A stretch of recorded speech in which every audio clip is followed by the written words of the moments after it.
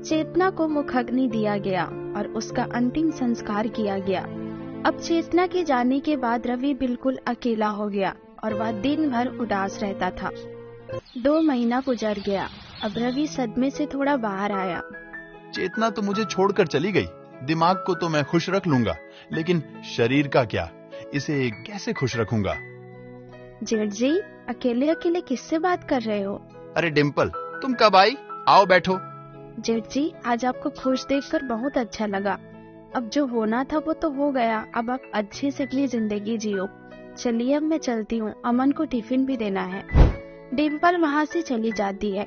डिम्पल है तो बहुत सुंदर, क्या फिगर है सच में। अमन बहुत किस्मत वाला है। सुबह डिम्पल हॉल को झाड़ू लगाते रहती है। तभी वहाँ पीछे से रवि आते रहता है। वह वहीं छिपकर डिम्पल को देखते रहता है। वाह, क्या कमर है सच में। मुझे इसका स्वाद तो लेना ही पड़ेगा। रवि खुद से बातें करते रहता है। तभी अमन आता है। डिम्पल, आज मैं घर लेट से आऊंगा। तुम मेरे लिए खाना मत बनाना। आज मेरी मीटिंग है और खाना भी होटल में खा लूंगा। पर आज तो हम शॉपिंग के लिए जाने वाले थे ना। आज हमारी 3री सालगिरह है। मुझे माफ करना, लेकिन आज जाना बहुत जरूरी है। हम कल शॉपिंग के लिए चलते हैं ना। अभी मैं चलता हूँ, लेट हो रहा है। और वह ऑफिस के लिए निकल जाता है। रवि डिम्पल और अमन की सारी बात सुन लेता है। अच्छा तो ये बात है, आज इनकी सालगिरह है। क्यों ना आज मैं मौके पे चौका मार दूं। तभी वह डिम्पल के पास जाता है। डिम्पल, क्या हुआ? इतनी उदास होकर क्या सोच रही हो? जेठ जी, कुछ नहीं हुआ है। आप कब आए? कुछ काम है क्या? काम तो वैसे कुछ नहीं है, लेकिन क्या? कहिए, क्या काम है? डिम्पल, जब से चेतना मुझे छोड़कर गई है तब से मैं कहीं बाहर घूमने नहीं गया हूँ। क्या तुम मेरे साथ बाहर जाना चाहोगी? क्यों नहीं जेठ जी, आपकी खुशी के लिए इतना तो कर ही सकती हूँ मैं। Thank you Dimple. तो कहाँ चलना चाहोगी बताओ? अभी तो नहीं जाएंगे, इवनिंग में जाएंगे। अभी मैं थोड़ा काम बचा उसको खत्म कर लेती हूँ। और वह किचन की ओर चली जाती है। आज तो मौका नहीं छोड़ना है। जितना हो सके उतना खुश करूंगा डिम्पल को, ताकि वो अमन को भूल जाए। और वह अपने कमरे की तरफ चला जाता है। शाम को कौन से कलर का शर्ट पहनूं? हाँ, ब्लू कलर का पहनूंगा, क्योंकि मैंने एक बार सुना था कि डिम्पल को ब्लू कलर बहुत पसंद है। हाँ, ब्लू कलर ही पहनूंगा। कुछ ही समय में शाम के 7 बज जाते हैं। हेलो डिम्पल, क्या तुम रेडी हो गई हो? हाँ जेठ जी, बस हो ही गई समझो। ठीक है, बाहर में मिलो, मैं तुम्हारा वेट कर रहा हूँ। रवि इतना एक्साइटेड था मानो वह डेट में जा रहा हो। वह बाहर में डिम्पल का इंतजार करते रहता है। तभी डिम्पल ब्लू साड़ी में आते हुए नजर आती है। रवि उसे देखकर मानो पागल सा हो जाता है। आप तो बहुत स्मार्ट लग रहे हो जेठ जी ब्लू शर्ट में। Thank you. वैसे तुम भी कुछ कम नहीं हो, कमाल की लग रही हो इस ब्लू साड़ी में। अरे हाँ, मैंने भी ब्लू पहना है ना, और आपने भी। हाँ, अब सारी बात यही कर लोगी क्या? नहीं, चलते हैं। दोनों घूमने निकल जाते हैं। वह एक बीच के किनारे जाते हैं, जहाँ सुंदर सा डेटिंग टेबल सजा हुआ रहता है। अरे, यहाँ तो डेटिंग टेबल सजा हुआ है। लगता है किसी की एनिवर्सरी है आज। कितनी लकी होगी वो लड़की जिसके लिए सब किया गया है। तभी उसे किसी की फोन में बात करने की आवाज आती है। अरे, ये तो अमन की आवाज लग रही है ना। जेठ जी, आपको सुनाई दे रही है क्या अमन जैसी आवाज? हाँ, आवाज तो आ रही है मुझे भी। तभी अमन एक लड़की के साथ वहाँ आता है और वह उस लड़की को एक सुंदर चेयर पर बैठाता है। अच्छा, तो ये मीटिंग हो रही है यहाँ पर।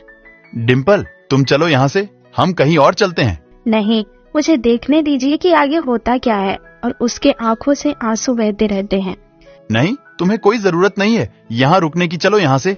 रवि डिम्पल को लेकर वहाँ से चला जाता है और उसे एक पार्क में लेकर जाता है।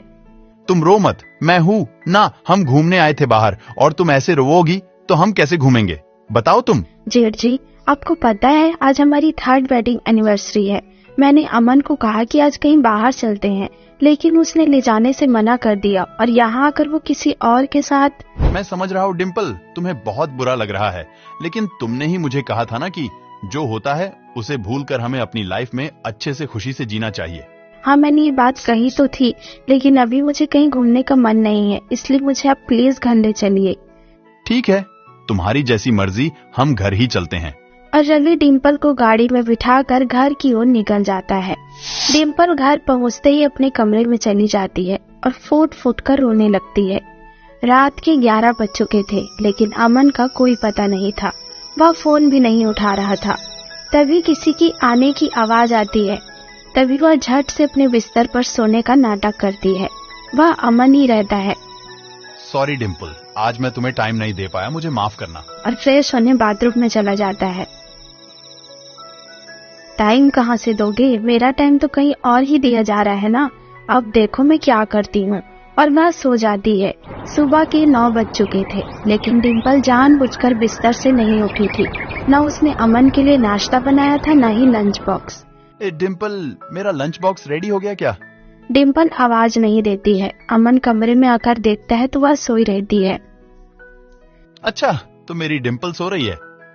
ठीक है, आज मैं कैंटीन से खाना खा लूंगा। और वह चला जाता है। क्या उसने मुझे इतना क्यूट तरीके से क्यों कहा? लेकिन डिम्पल तो ये मत भूल कि कल वो बीच पर किसी और लड़की के साथ रंगरलिया मना रहा था। और वह फिर से गुस्सा हो जाती है। तभी उसका जेठ रवि आता है। अब सोने का नाटक बंद करो। अमन चला गया है, चलो नाश्ता कर लो। मैंने तुम्हारे लिए भी नाश्ता बनाया है। ठीक है, आप चलिए, मैं आती हूँ। डिम्पल रेडी होकर नाश्ता करने चली जाती है। डिम्पल ने आज पीली साड़ी पहनी थी। उसे देखकर रवि, आज तो बिल्कुल सूरजमुखी लग रही हो। काफी जच रहा है तुम पर ये कलर। थैंक यू जेठ जी।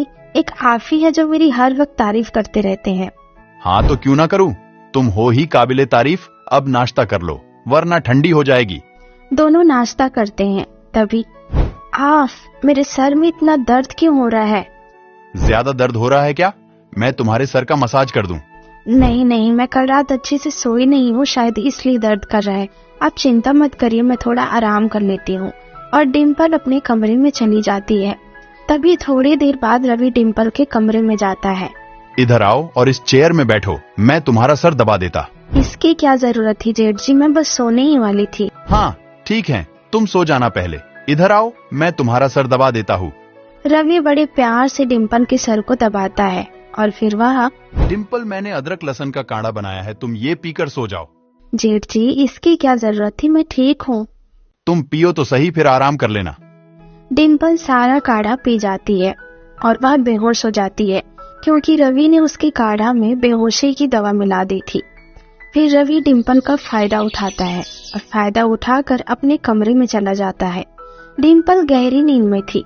उसे कुछ पता नहीं चलता है। जब वह सोकर उठती है, उसे कुछ अजीब महसूस होता है। दोपहर हो गया था और अमन भी घर जल्दी आ गया था। डिम्पल, तुम उठ गई सोकर? क्या हुआ, तुम्हारा तबीयत ठीक नहीं है क्या? आज मैं इसे उस टॉपिक पर बात कर ही लेती हूँ। रोज रोज का सोच विचार से तुम मुक्त हो जाऊंगी। कहाँ खो गई हो? देखो, आज मैं जल्दी आ गया तो तुम्हें खुशी नहीं हो रही है? सबसे पहले तुम ये बताओ, तुम हमारे सालगिरह वाले दिन बीच पर उस लड़की के साथ क्या कर रहे थे? अच्छा, उस दिन? लेकिन तुम्हें कैसे पता चला? मैं जेठ जी के साथ उस दिन घूमने निकली थी। जेठ जी को घर में बोरिंग लग रहा था। जब से जेठानी जी गुजरी है तब से वो घर में ही रहते थे, तो